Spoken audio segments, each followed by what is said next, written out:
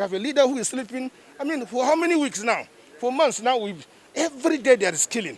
And then we don't hear anything from our commander-in-chief. So something is medically wrong.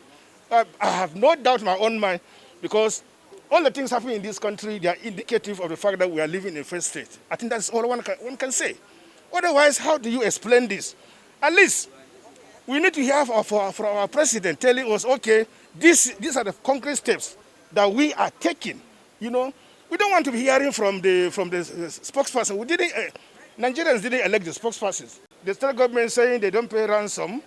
They have the government saying they don't have to pay ransom, or they negotiate with the bandits. I think they must find a way of addressing the issue. If you can't pay ransom, if you can't negotiate with them, then how do you get those who are in captivity?